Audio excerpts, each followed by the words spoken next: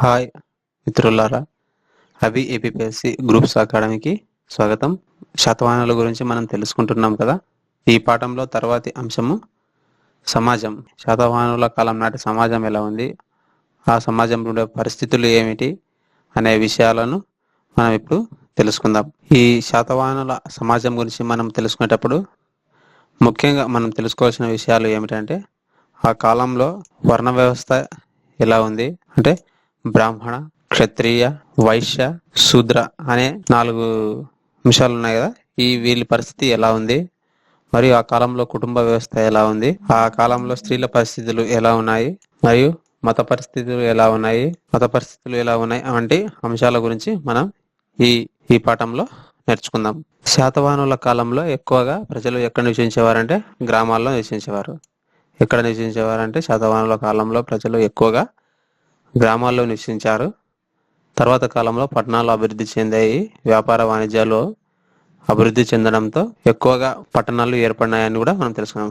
కాబట్టి శాతవాహన సమాజంలో ఎక్కువగా ప్రజలు నివసించేది ఎక్కడంటే గ్రామాల్లో. వీరు నిర్మించుకున్న ఇల్లు ఎలా ఉన్నాయంటే పూరి గుడిసెల్లో ఎక్కువగా నివసించేవారు. ముఖ్యంగా వీరు వ్యవస్థ కుటుంబం ఏ విధంగా ఉండేదంటే, కుటుంబంలో ప్రతి ఒక్కరూ కలిసి ఉమ్మడి కుటుంబంగా ఉండేవారు. శాతవాహన కాలం నాటి ప్రజలు ఉమ్మడి కుటుంబ వ్యవస్థకు, అంతే పెద్దలందరూ మరియు పిల్లలందరూ కలిసి ఆ కుటుంబానికి సంబంధించిన వారు తరతరాలుగా కలిసి ఉండే ఆచారం లాంటివి ఆ కాలంలో ఉండేవి. ఇవే చాలా కాలం మనకు వస్తూనే ఉన్నాయి. ఇప్పుడు కూడా చాలా కుటుంబాల్లో ఉమ్మడిగానే ఉంటున్నాయి. కానీ నేడు ఆధునిక జీవన శైలి వల్ల చాలా ఉమ్మడి కుటుంబాలు విచ్ఛిన్నమయ్యే పరిస్థితి ఏర్పడిందని కూడా మనకు తెలుసు. సమాజం మొత్తం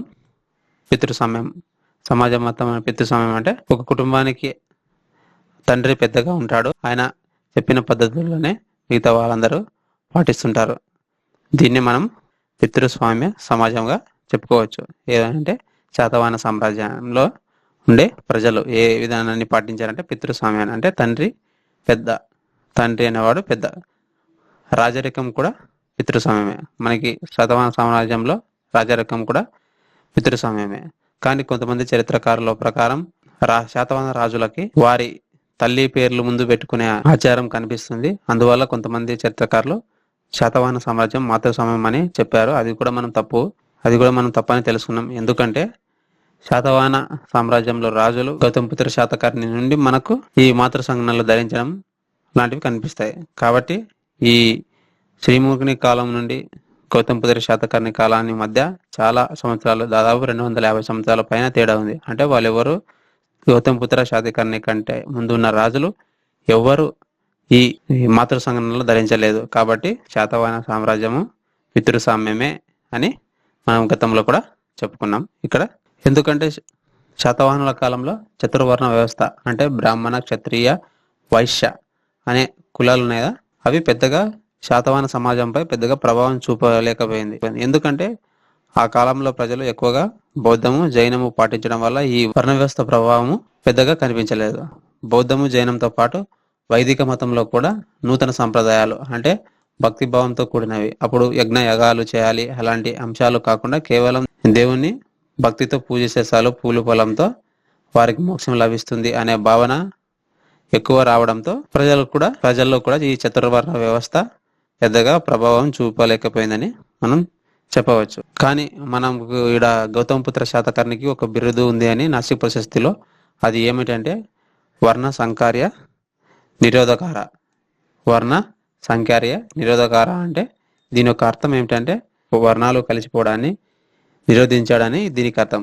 దీన్ని మనం ఇంకో కోణంలో చెప్పుకోవచ్చు. ఎందుకంటే ఆ కాలంలో విదేశీయులైనటువంటి శకులు ఈ శాతవాహన సామ్రాజ్యంపై ఎక్కువగా దాడి చేస్తున్నారు. కాబట్టి ఈ శాతవాహన సామ్రాజ్యంలో కలిసిపోకుండా ఈ గౌతమిపుత్ర శాతకర్ణి అడ్డుకున్నాడు అనే విషయంలో గౌతమిపుత్ర శాతకర్ణికి వర్ణ సాంకార్య నిరోధకార అనే బిరుదు ఉండొచ్చు.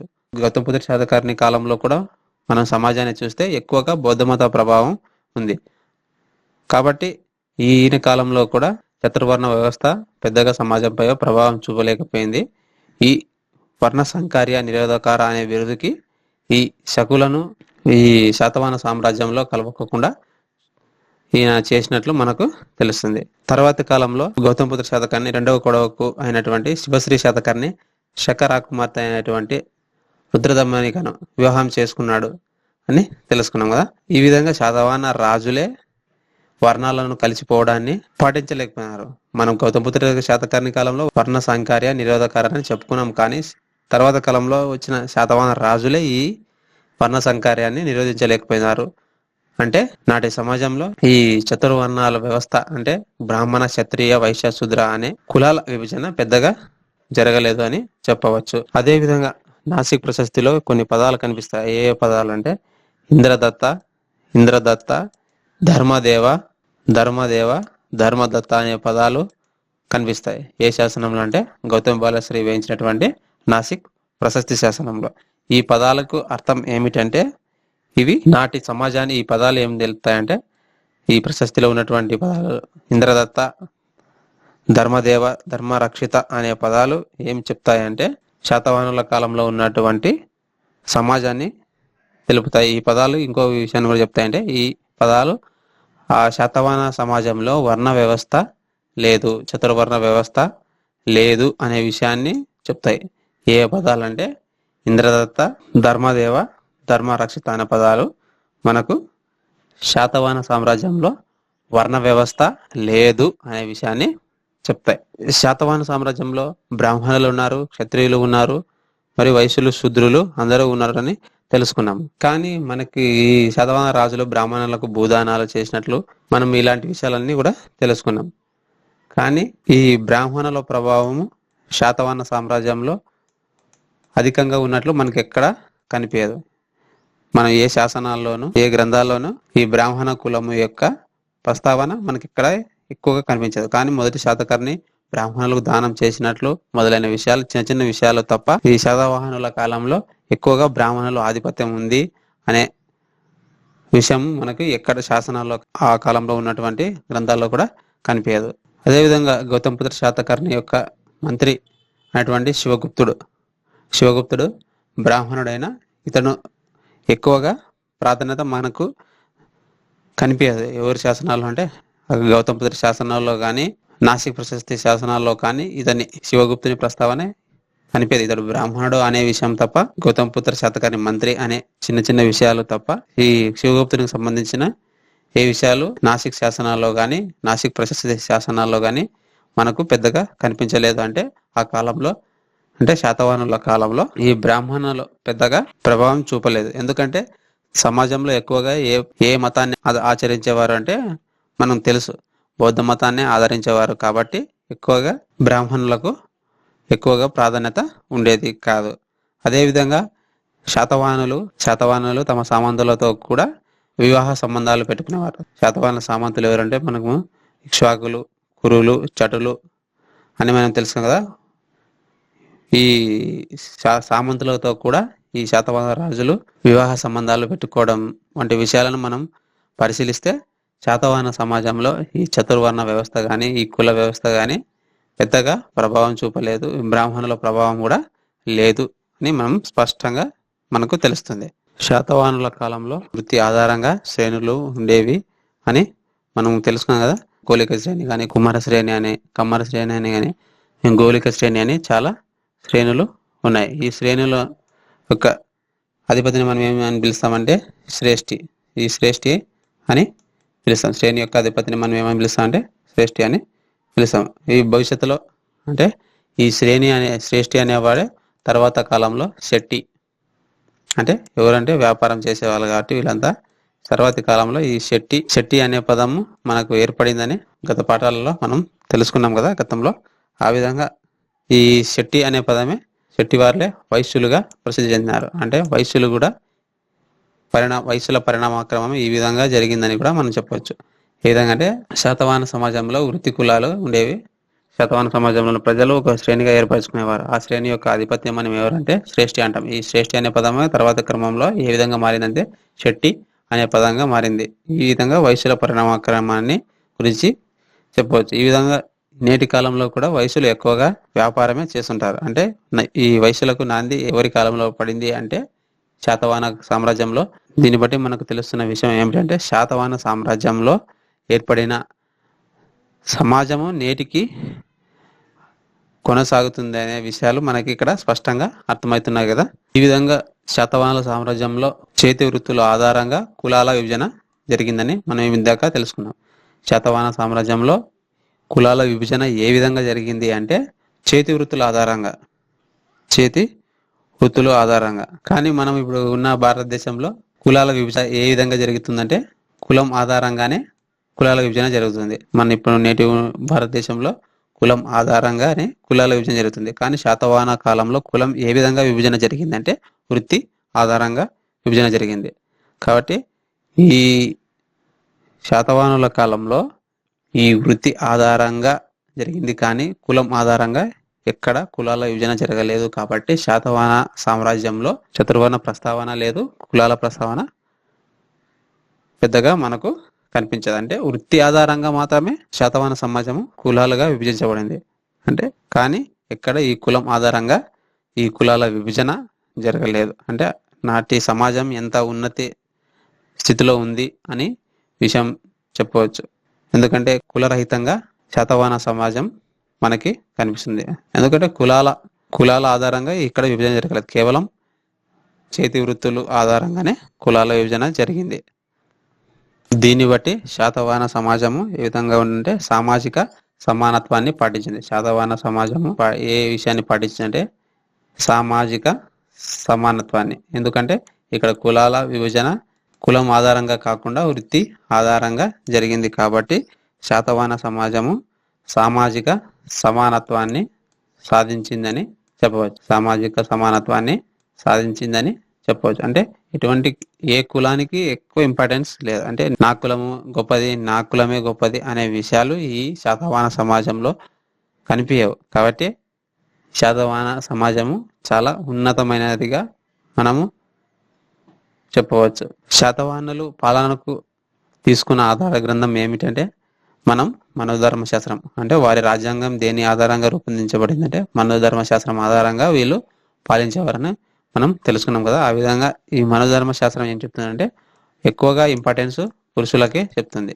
ఈ మనోధర్మ శాస్త్రం ఆధారంగా నేటికి మన భారతదేశంలో చాలా విషయాల్లో న్యాయ పరిశీలన జరుగుతుంది. ఏ గ్రంథం ఆధారంగా అంటే ఈ మనోధర్మ శాస్త్రం ఆధారంగానే మన భారతదేశ న్యాయ సూత్రాలు నేటికి మనకు చెప్తున్నారు.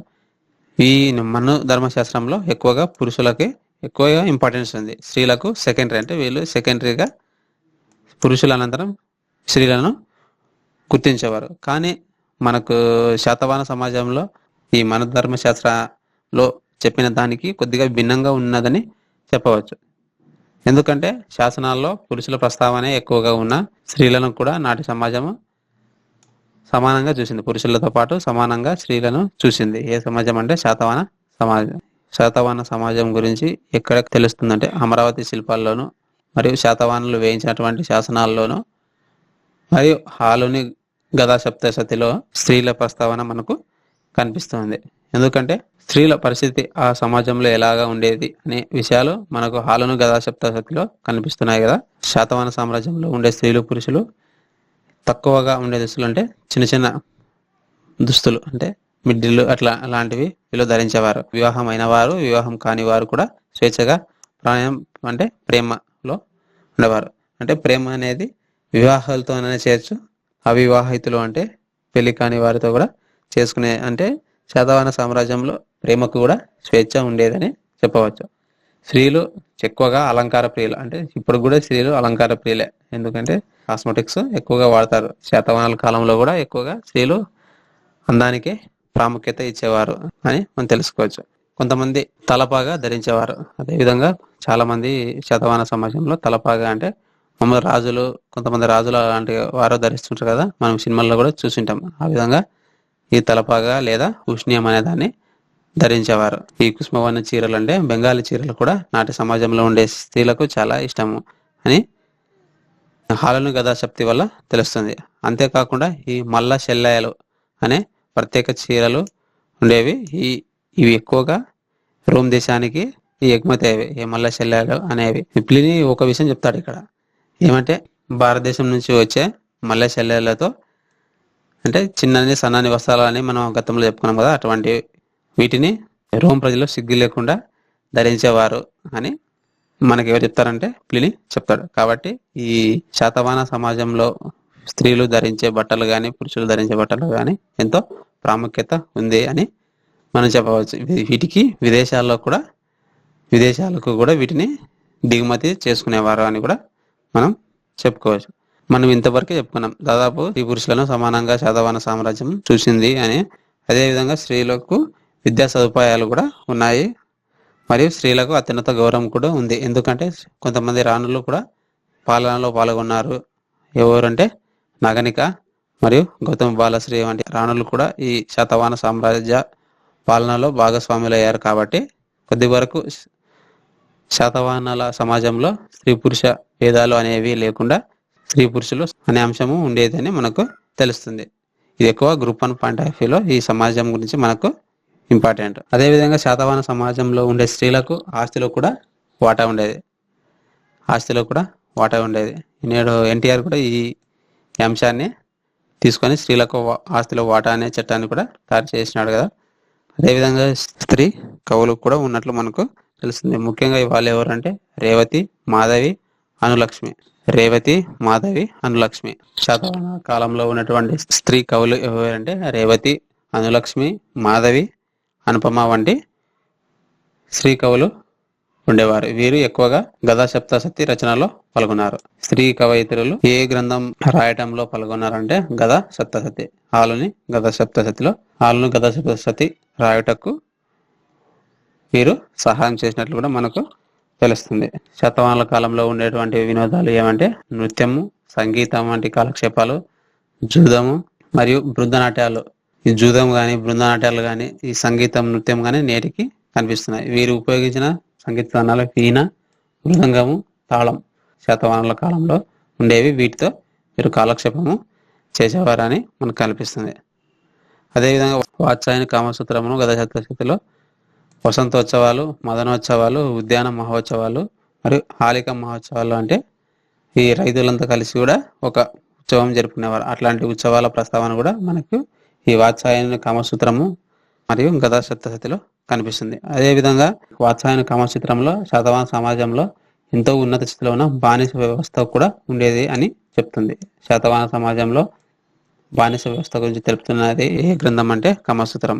నాగార్జున కొండలో దొరికిన ఓ శిల్పాన్ని బట్టి చూస్తే సతీ సహనం అనే సాంఘిక దురాచారాలు కూడా ఉన్నట్లు తెలుస్తుంది. సతీ సహనం అనే దురాచారం కూడా ఉన్నట్లు మనకు తెలుస్తుంది. ఈ సతీ సహన దురాచారం ఉన్నట్లు తెలుపుతున్న శిల్పం మనకి ఎక్కడ దొరుకుతుంది అంటే నాగార్జున కొండలో మనకు దొరుకుతుంది. అదేవిధంగా రాజ వ్యవహారాల్లో ఎవరు పాల్గొన్నారు అంటే నగనిక, బాలశ్రీ పాల్గొన్నారని మనం తెలుసుకున్నాం కదా. ఈ విధంగా నగనిక వైదిక క్రతువులలో నిర్వహించి భోజకి, మహాభోజకి అనే బిరుదులు కూడా పొందినట్లు మనకు నాన్నగారి శాసనాలను బట్టి మనకు తెలుస్తుంది.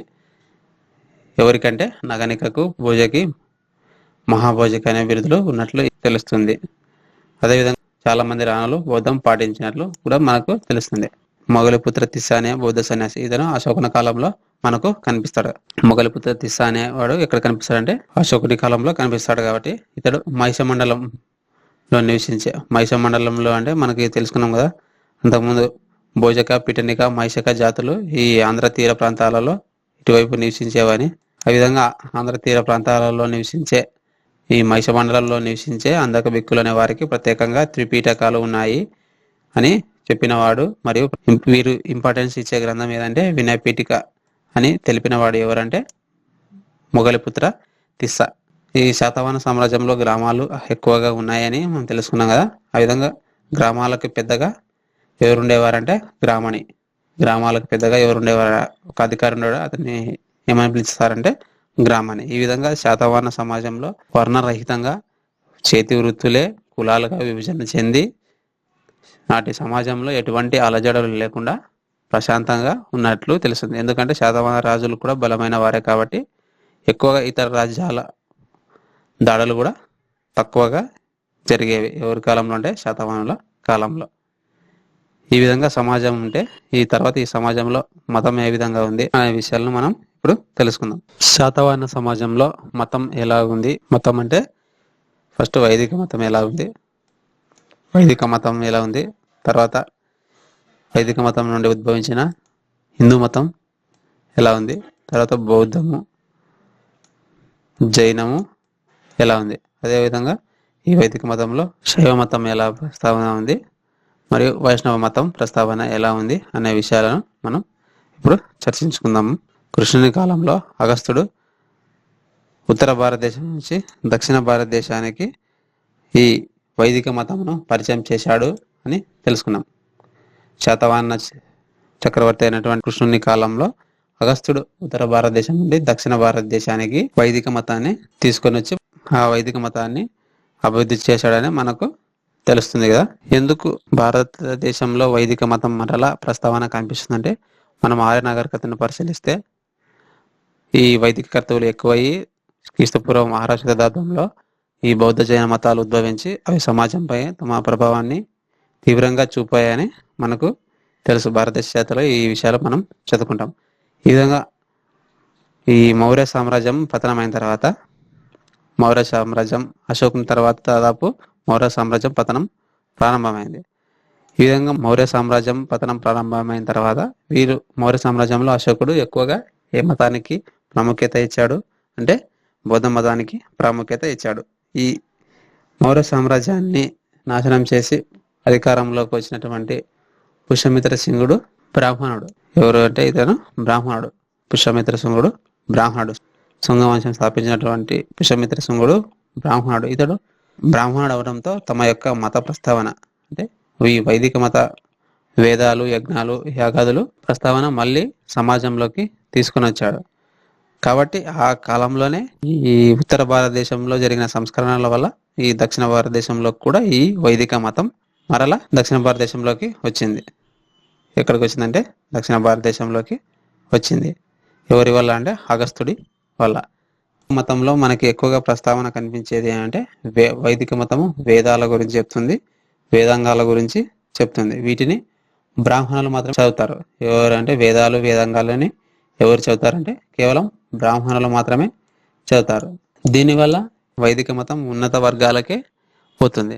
నేడు కూడా మనం సమాజంలో చూస్తుంటాం కదా, ఎక్కువగా సమాజంలో ఉండే ప్రతిఫలాలు ఎక్కువగా ఉన్నత వర్గాలకే అందుతాయని అనుకుంటాం కదా. ఆ విధంగా నాటి సమాజంలో కూడా వైదిక మతం ఎక్కువగా బ్రాహ్మణులకే పరిమితమే. ఎందుకంటే వేదాలు, వేదాంగాలు ఎక్కువగా వాళ్ళే చెబుతారు కాబట్టి, బ్రాహ్మణులు చెబుతారు కాబట్టి వాళ్ళకి వైదిక మతం పరిమితమై ఉండేది. మిగతా వాళ్ళు కూడా ఈ వైదిక మతం గురించి తెలుసుకోవాలి, చదువుకోవాలి, వైదిక మతం కూడా అభివృద్ధి చెందుతుందని భావించే కొంతమంది ఈ వేదాల్లో ఉన్నటువంటి, వేదాంగాల్లో ఉన్నటువంటి సారాంశాన్ని ఒక కథల రూపంలో చెప్పడానికి ప్రయత్నం చేశారు. ఆ ప్రయత్నమే పురాణాలు. వేదాలు ముఖ్యంగా ఈ సంస్కృత రూపంలో ఉంటాయి కదా, ఇవి ఎవరికి ప్రజలకి అర్థం కావు. ప్రజలకు అర్థమయ్యే రీతిలో ఈ వైదిక మతాన్ని అభివృద్ధి చేసేదానికి, వైదిక మతంలో ఉన్నటువంటి అంశాలను చిన్న చిన్న కథల రూపంలో రాయడానికి పురాణాలు ప్రజలకు అర్థం చేసుకోవడానికి పురాణాలను తీసుకొని వచ్చారు. ఈ పురాణాల్లో ముఖ్యంగా చిన్న చిన్న కథల ద్వారా, ఒక నీతి అంశాల ద్వారా వేదాలు మరియు వేదాంగాల యొక్క తత్వాన్ని వివరించడానికి ఈ పురాణాలు ఉపయోగపడతాయి. ఈ పురాణాలు సంకలనం ఎవరి కాలంలో చేయబడింది అంటే ఈ శాతవాహనుల కాలంలోనే సంకలనం చేయబడింది. ఈ విధంగా వైదిక మతంలో కూడా కొత్త నూతన పోకడలు వచ్చాయని చెప్పవచ్చు. బ్రాహ్మణులకే పరిమితమైన వైదిక మతం క్రమక్రమంగా సమాజంలోకి ఇతర వర్గాలకు అంటే క్షత్రియులకు, వైశ్యులకు కూడా పాకింది. అందుకే వీరు ద్విజులు అయినారు అని మనం తెలుసుకున్నాం. ద్విజులు అంటే పునర్జన్మ కలిగిన వారు. అంటే వీళ్ళకి జంధ్యం వేస్తారు కదా, ఆ విధంగా జంధ్యము ధరించే హక్కు వచ్చింది. ఈ వైదిక మతం అభివృద్ధి కోసం ఈ పురాణాలు అనే ప్రస్తావన తీసుకొచ్చి ప్రజలకు అర్థమయ్యే విధంగా ఈ వేదాలను, వేదాంగాలను వివరించడానికి ఈ పురాణాలను సంకలనం చేశారు.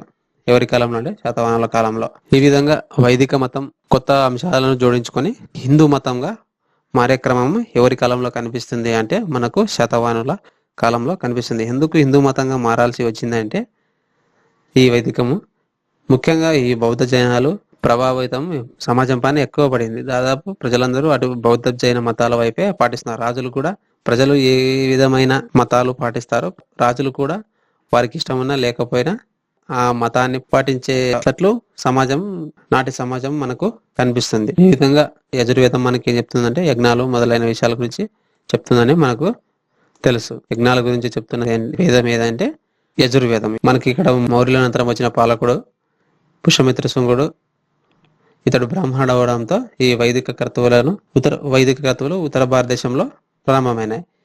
ఎక్కువగా వైదిక క్రతువులు ఎవరు చేసేవారంటే క్షత్రియులు. వైదిక క్రతువులు ఎవరు చేసేవారంటే క్షత్రియులు. ఏవంటే అశ్వమేధ యాగము, రాజసూయ యాగము మొదలైన యాగాలు చేశారు. ఇంకా శాతవాహనుల కాలంలో కూడా మొదటి శాతకర్ణి, రెండవ శాతకర్ణి, గౌతమపుత్ర శాతకర్ణి, యజ్ఞశ్రీ శాతకర్ణి మొదలైన రాజులు ఈ యజ్ఞాలు చేసినట్లు కూడా ఉంది. ఈ విధంగా క్షత్రియులు యజ్ఞాలు చేయడం ప్రారంభించారు. క్షత్రియులు ఎప్పుడైతే యజ్ఞాలు చేయడం ప్రారంభించారో వారికి బ్రాహ్మణుల అవసరం పడింది. ఎందుకంటే ఎక్కువగా వేదాలను పఠించిన వారు ఎవరంటే బ్రాహ్మణులు. కాబట్టి ఈ బ్రాహ్మణులు ఈ యజ్ఞయాగాల గురించి చెప్తారు. క్షత్రియులు వైదిక క్రతువులు చేస్తే వారికి బ్రాహ్మణుల అవసరం ఏర్పడింది. ఈ విధంగా బ్రాహ్మణుల అవసరంతో క్షత్రియులు రాజ్యపాలన చేయడం ప్రారంభించారు. ఎవరి కాలంలో జరిగిందంటే ఈ మౌర్యుల అనంతరం ఈ విషయాలన్నీ మనకు జరిగినాయి. క్షత్రియులు చేయవలసిన క్రతువుల గురించి మనకు ఎక్కడ వివరించబడుతుందంటే ఈ యజుర్వేదంలో మనకు వివరించబడుతుంది. ఈ విధంగా సమాజంలో యజ్ఞయాగాదులు ఎవరు చేసేవారంటే రాజులు తమ యొక్క వీరత్వాన్ని నిరూపించుకోవడానికి ఇతర రాజులపై గెలిస్తే గాని మనకు, అంతేకాకుండా రామాయణంలో కూడా శ్రీరాముడు ఈ అశ్వమేధ యాగాలు చేసినట్లు మనకు తెలుస్తుంది. సీత లేకపోయినా కూడా బంగారు సీత విగ్రహాన్ని చేపించి అశ్వమేధ యాగం చేసినట్లు మనకు రామాయణం అనే ఇతిహాసం బట్టి మనకు తెలుస్తుంది. మరలా సామ్రాజ్యంలో ఈ క్రతువులు అనేవి మరలా ప్రారంభమైనాయి. ఎందుకంటే మౌర్య సామ్రాజ్యం పతనమైంది. మౌర్య సామ్రాజ్యం పతనమైన తర్వాత బౌద్ధ మతానికి అంత ఆదరణ చూపించే రాజులు కరువవడంతో ఈ క్రతువులు మళ్ళీ ప్రారంభమైనాయి. ఈ విధంగా వైదిక మతానికి హిందూ మతానికి చిన్న తేడా ఏమిటంటే వైదిక మతంలో యజ్ఞయాగాదులు మొదలైన క్రతువులు నిర్వహిస్తారు. హిందూ మతంలో ఇవేవి లేకుండా ఈ పురాణాల సారాంశం ఆధారంగా చిన్న చిన్న భక్తి భావంతో పూలో పొలమో పెట్టి దేవుణ్ణి పూజిస్తే మోక్షం లభిస్తుంది.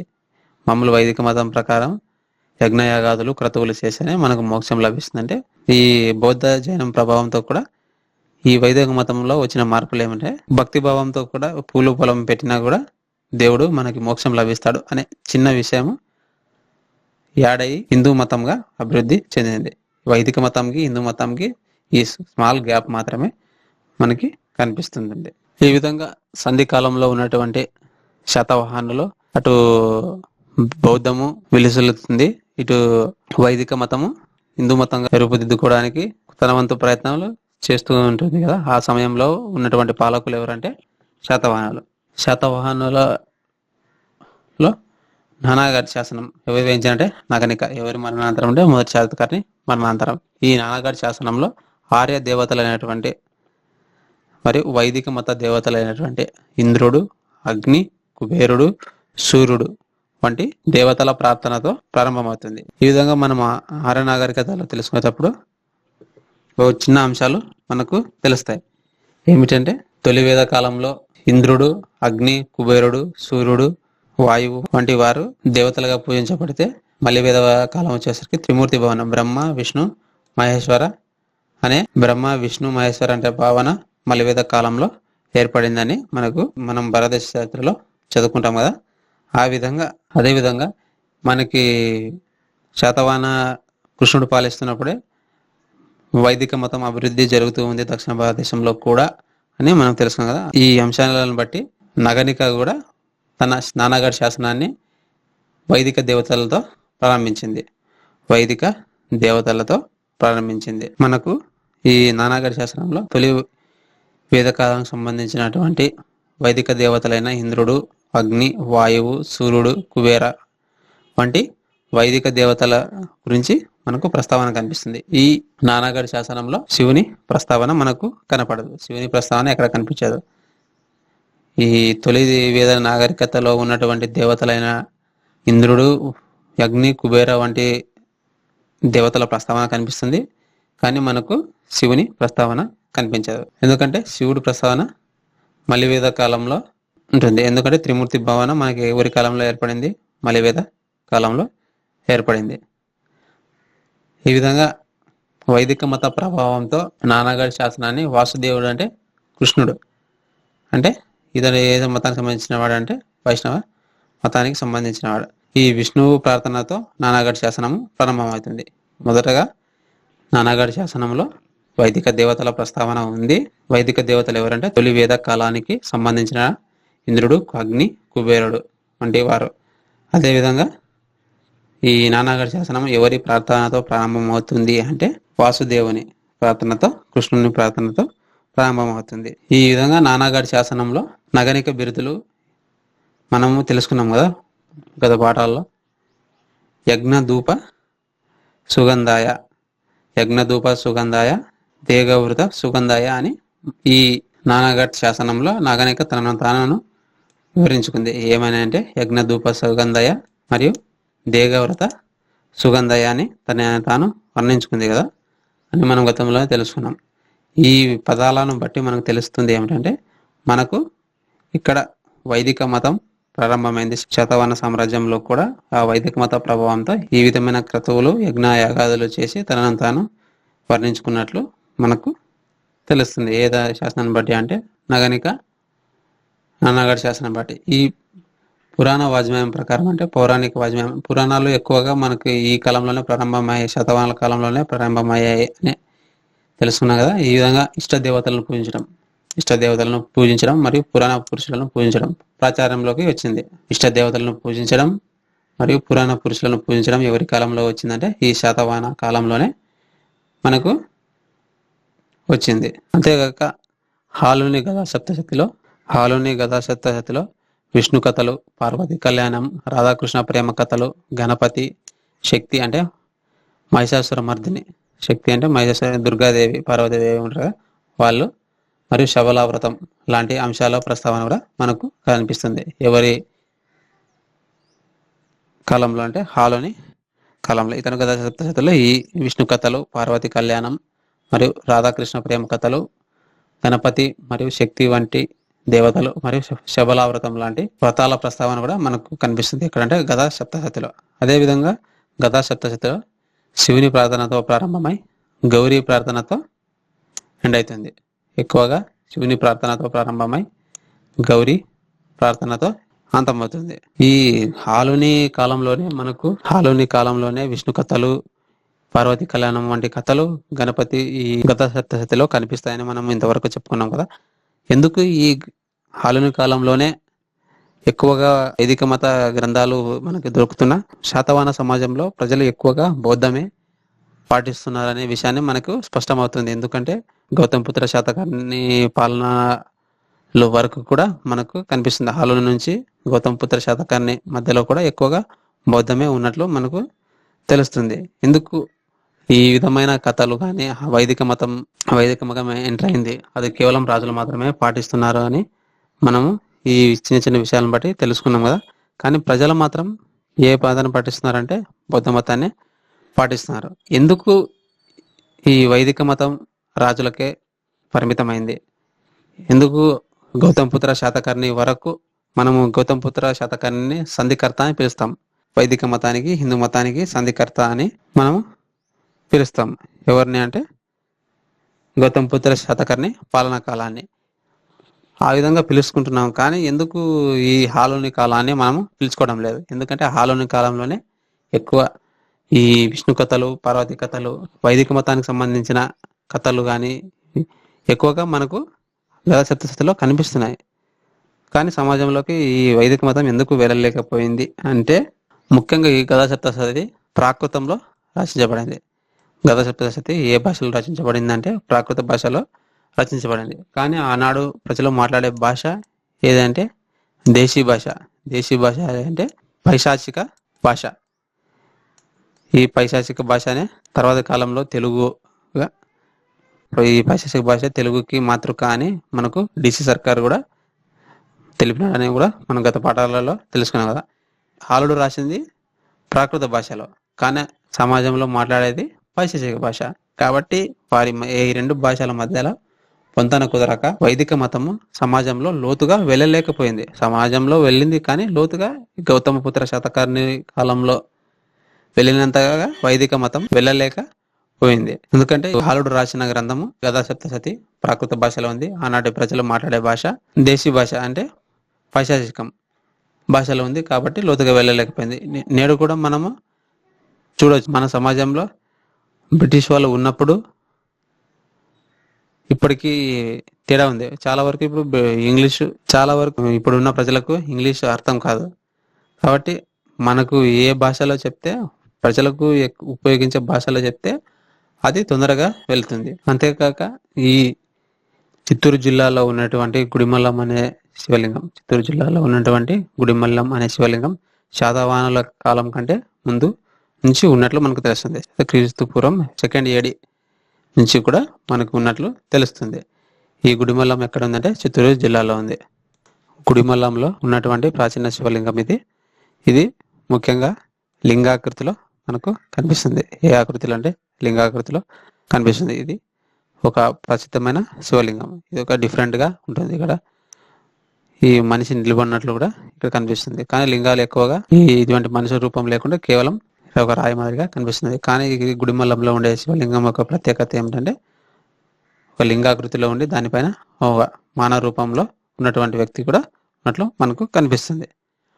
ఈ విధంగా ఈ గుడిమల్లం అనే శివలింగము శాతవాహనుల కంటే ముందు అంటే క్రీస్తు పూర్వం 2వ శతాబ్దంలోనే ఉన్నట్లు మనకు కనిపిస్తుంది. అంటే ఎంత ప్రసిద్ధి చెందిందో ఈ ఆలయం మనకు తెలుస్తుంది. అదేవిధంగా కర్నూలు జిల్లాలో కృష్ణానది తీరాన వీరాపురం అనే గ్రామంలో బయలుపడిన చిన్న గుడి ఆకారంలో ఉన్నటువంటి గుళ్ళు బయలుపడినాయి. ఈ గుళ్ళు ఎలా ఉన్నాయంటే మన నేటి గ్రామ దేవతలు కట్టిస్తాం కదా, ఆ ఆలయాలను పోలి ఉన్నాయి. ఎక్కడ దొరికాయంటే ఇవి కర్నూలు జిల్లాలోని కృష్ణానది తీరంలో వీరాపురం అనే గ్రామంలో, కర్నూలు జిల్లాలోని కృష్ణానది తీర ప్రాంతంలో మనకు వీరాపురం గ్రామంలో బయలుపడిన ప్రదేశాలను బట్టి చూస్తే ఈ ప్రదేశాలు ఏ విధంగా ఉన్నాయంటే మన గ్రామ దేవతల ఆలయాలను పోలి ఉన్నట్లు మనకు తెలుస్తుంది. ముఖ్యంగా GPS కాలాన్ని అంటే గౌతమపుత్ర శాతకర్ణి కాలాన్ని హైందవానికి సంధి కాలం అని పిలుస్తాం. ఎందుకు ఈ గౌతమపుత్ర శాతకర్ణి కాలాన్ని హైందవానికి సంధి కాలం అని పిలుస్తామంటే అంతకుముందే శాతవాహన రాజు అయినటువంటి ఓడ శాతకర్ణి కానీ 2వ శాతకర్ణి కానీ మరియు హాల చక్రవర్తి అయినటువంటి కానీ వైదిక మతాన్ని పాటించారు. కానీ ప్రజల్లోకి తీసుకెళ్ళలేకపోయినారు.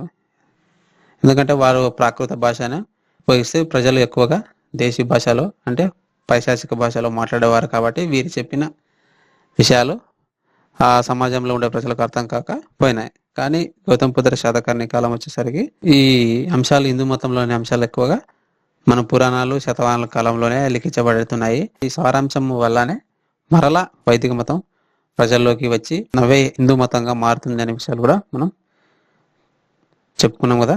ఎందుకు ఈ విధంగా గౌతమపుత్ర శాతకర్ణి కాలాన్ని మనం సంధి కాలంగా చెప్తాం అనే విషయాలు ఇప్పుడు చర్చించుకుందాం.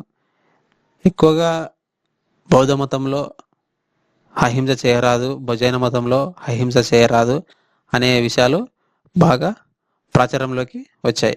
బౌద్ధ మతం ప్రభావం వల్ల, జైన మతం ప్రభావం వల్ల అహింస చేయరాదు అనే విషయాలు మనకు ప్రాచుర్యంలోకి వచ్చి భక్తి ప్రాధాన్యం మాత్రం అంటే ఈ యజ్ఞ యాగాదులు ఏం అవసరం లేదు, క్రతువులు ఏం అవసరం లేదు, దేవుని పూజించడానికి అంటే మోక్షం రావడానికి ఈ యజ్ఞ యాగాదులు క్రతువులు చేయడం అవసరం లేదు. అంటే దీన్ని బట్టి చాలా మంది ప్రజలు ఈ బౌద్ధం జైనం వైపే వెళ్ళడానికి ప్రాముఖ్యత ఇచ్చారు. ముఖ్యంగా జైన మతం కంటే బౌద్ధ మతమే ఎక్కువగా ప్రాచుర్యం పొందడానికి కారణం ఏమిటంటే అహింస అనేది 2 మతాల్లో ఉంది. కానీ జైన మతంలో వ్యవసాయం చేయడం కూడా అహింస అనే కొన్ని కఠిన నిర్ణయాల వల్ల బౌద్ధం అంతా ప్రాచుర్యము లభించలేదు. ఎవరికంటే జైనులకి. తర్వాత వీరు శ్వేతాంబర్లు, దిగంబర్లు అనే విడిపోవడము చాలా కఠిన నియమాల వల్ల కానీ ఈ జైనము బౌద్ధం అంతా ప్రభావము చూపలేకపోయింది. ఈ విధంగా హిందూ మతం మౌర్య సామ్రాజ్యం అనంతరం వైదిక మతానికి ఇంపార్టెన్స్ వస్తుంది. దాన్ని బట్టి చాలా వరకు ఉత్తర భారతదేశంలో కూడా బౌద్ధ జైన మతాల నుంచి ప్రజలు హిందూ మతం వైపు మరలా తరలి వెళ్తున్నారు అని మనం గతంలో తెలుసుకున్నాం కదా.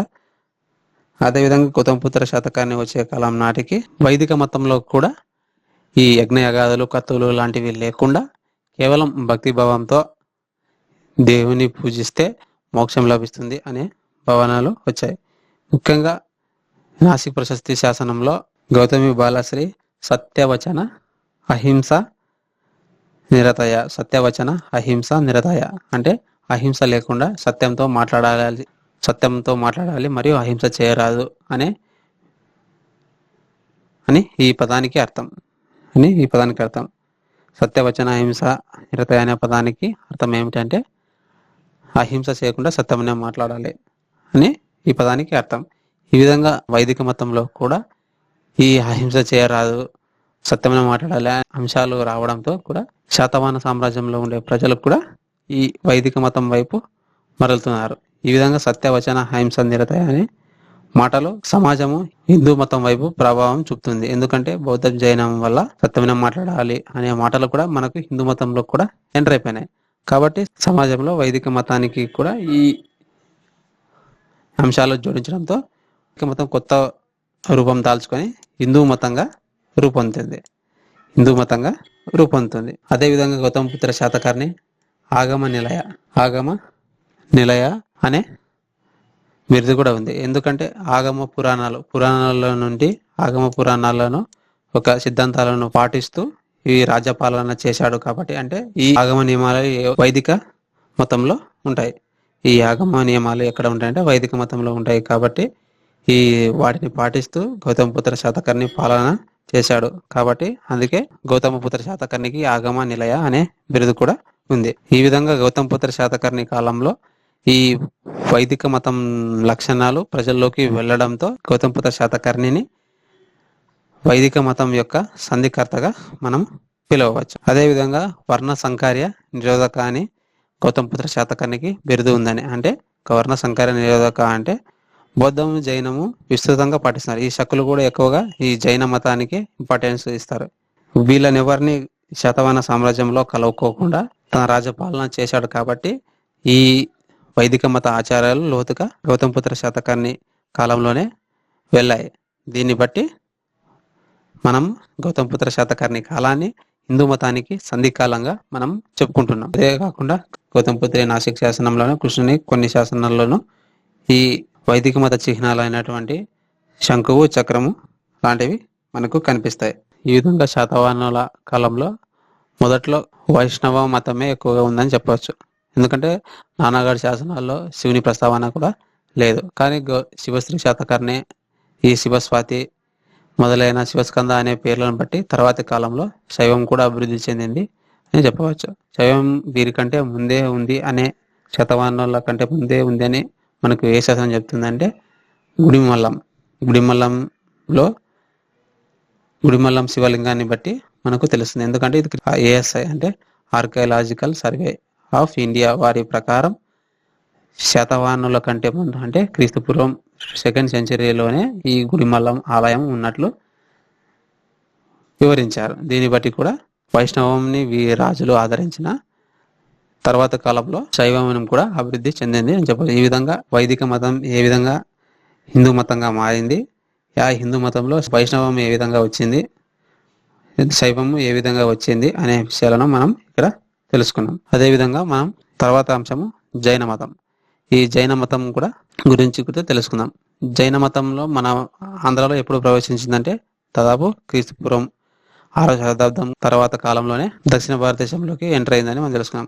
మౌర్య చంద్రగుప్తుడు శ్రావణ బెలుగులలో సల్లేఖన వ్రతం పాటించి చనిపోయినట్లు మనకు శ్రావణ బెలుగుల శాసనంలో మనకు తెలుస్తుంది కదా. దాన్ని బట్టి మన దక్షిణ భారతదేశంలో మౌర్య చంద్రగుప్తుని కాలం నాటికే జైన మతం విస్తరించి ఉంది అని చెప్పుకోవచ్చు. ఈ జైన మతం ఎందుకు ఉద్భవించింది అంటే వైదిక మతంలోని క్రతువుల వల్ల సమాజంలో కొన్ని విసుగు చెంది కొన్ని వర్గాలు జైనాన్ని పాటించాలని మనం ఆ భారతదేశ చరిత్రలో తెలుసుకుంటున్నాం కదా. అదేవిధంగా ఈ జైన మతానికి సంబంధించి శాతవాహనులు ఏ విధమైన చేశారంటే, ముఖ్యంగా శాతవాహన సామ్రాజ్య స్థాపకుడైనటువంటి శ్రీముఖుడు మొదట్లో జైనాన్ని పాటించాడు. ఈ జైనాన్ని పాటించి జనరంజకంగా పాలించినట్లు తెలుస్తుంది.